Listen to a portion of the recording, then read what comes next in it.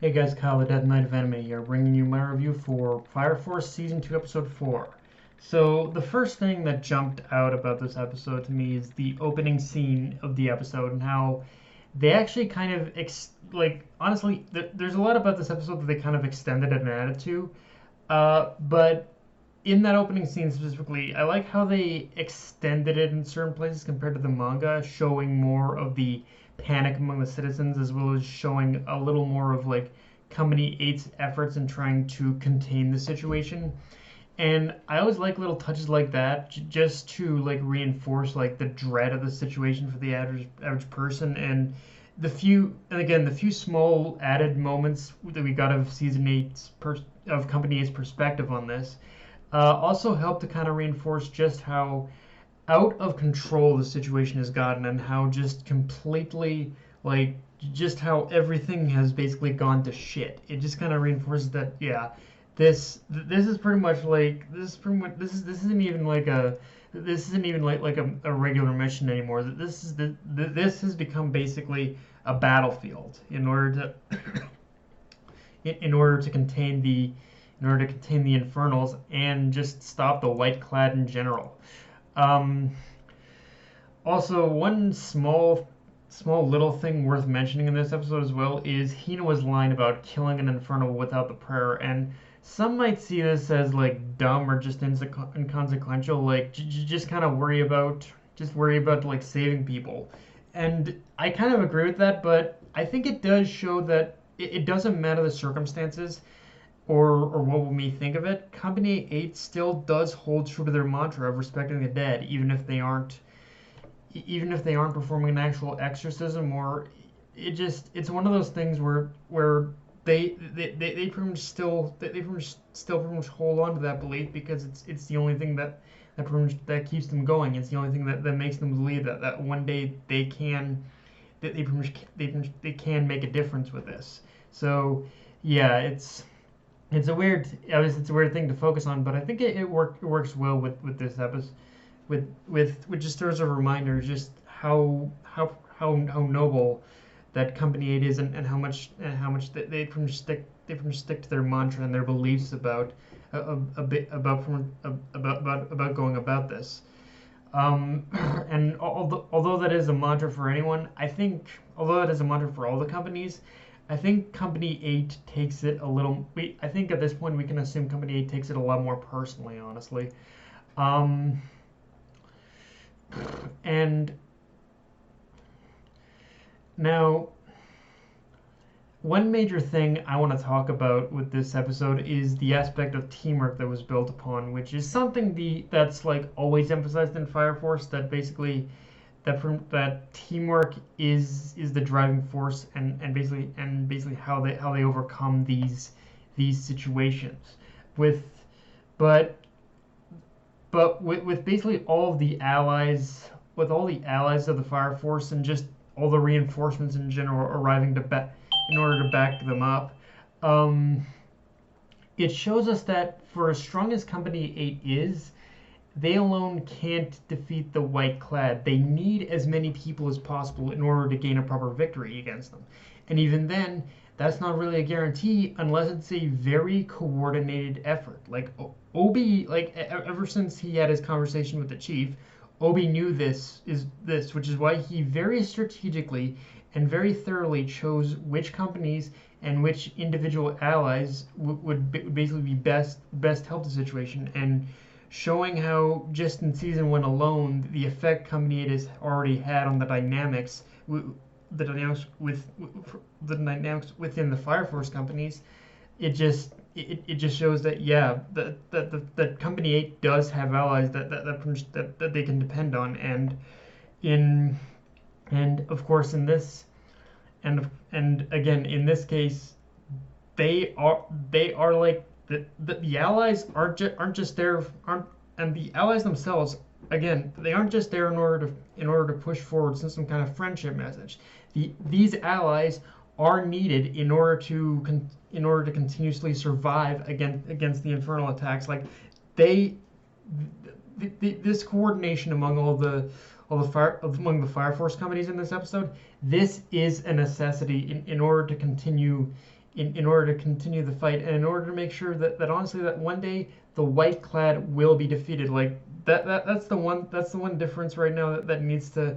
That's the one thing that definitely is has to change, is changing, and continuously needs to change, is that the White-Clad in many respects are a very coordinated organization. So the Fire Force companies need to act with that exact same coordination in order to even have a possibility of defeating them.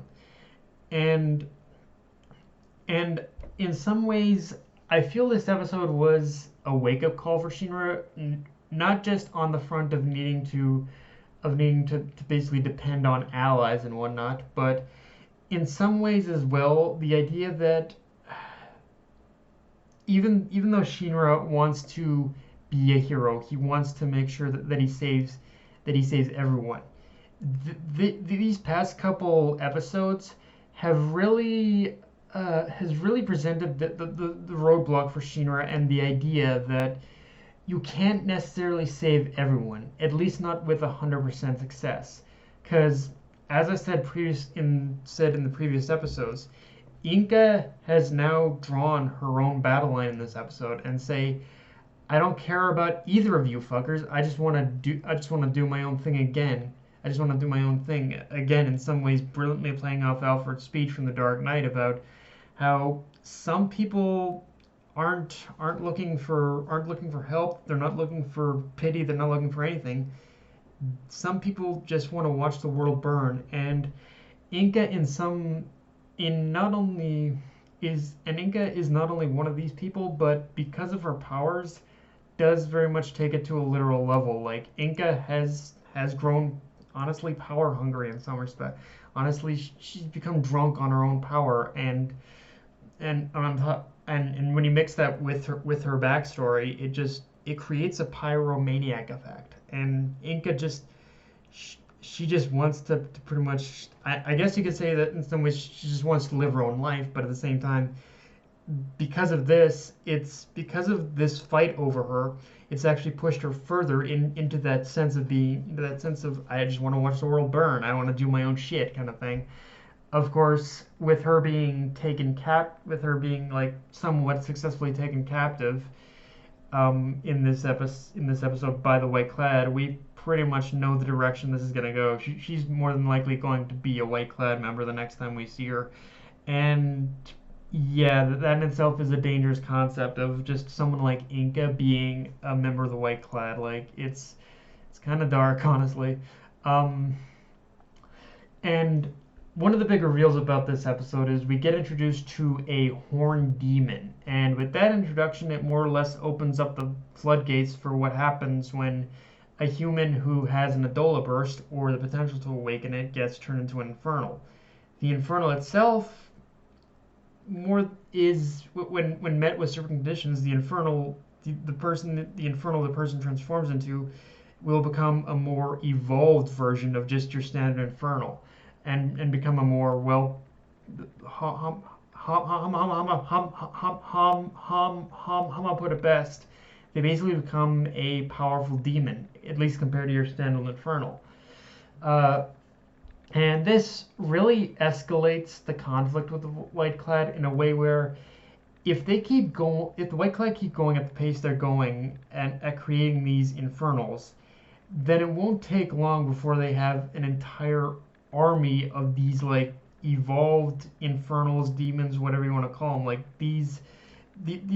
just in presence alone, and even though this infernal didn't do much in this episode, we can already tell there's a presence and there's a strength behind this demon. And if the White-Clad succeeded in creating any more of these things, it's game over. It was literal game over for the Fire Force. If they have like at least an entire platoon in this infernal army of theirs of these things, it's game over for sure. And now we also get to we also get to see like pretty much Tamaki again, which, usual gag aside, it was kind of nice of change of pace to see her like serving as a nun rather than a fire soldier, and play into that fact that she's still, by all technical accounts, a member of Company 1. But if memory serves me right, this never really comes into play again, so it's kind of a one and done moment that really doesn't serve much purpose. Although getting back to the stripping gag aspect, I think this is the one problem I think with this episode having like extended moments is that the one thing I wish they didn't extend or play up on was the stripping aspect like from before Karima showed up, like they kind of they kind of extended that thing a little too much, like for my liking. But like I said, I laugh at the gag, but if you play it up too much, it gets old. um with all that said, though, let's talk art, animation, and adaptation, because there's a lot about this episode in those first two categories that's really interesting to talk about, which is that in the first half of the episode, art was pretty good. Animation, on the other hand, in some respects, was just pretty standard. Like, the artwork in this episode was definitely great, but the animation, at least in the first chunk of the episode, it was pretty average at best. But after we reached, but we're really after we reached the point where the other companies started arriving as reinforcements, to me is where both art and animation like exploded on screen, and like that's when the art and animation not only picked up, but it's also when the hype train started as well. And the art and animation only added to that hype train of the fight between like from Shinra and Charon and all that. Like the art and animation on that alone was fucking dope. Um, Adaptation is another interesting beast to talk about because there were a lot of like as per usual, the episode pretty much covered the manga verbatim. But the interesting thing to talk about is because there was a lot that was covered in this episode, one thing the studio did is they kind of rearranged certain scenes and moments from the chapters that they were adapting, which in general isn't all that surprising as studios do that all the time.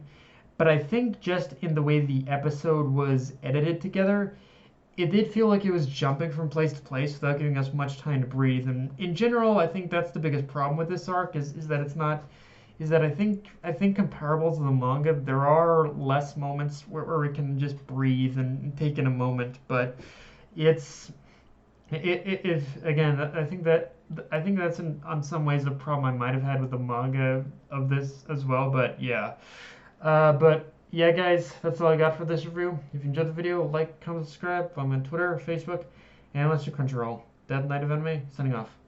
Later, guys.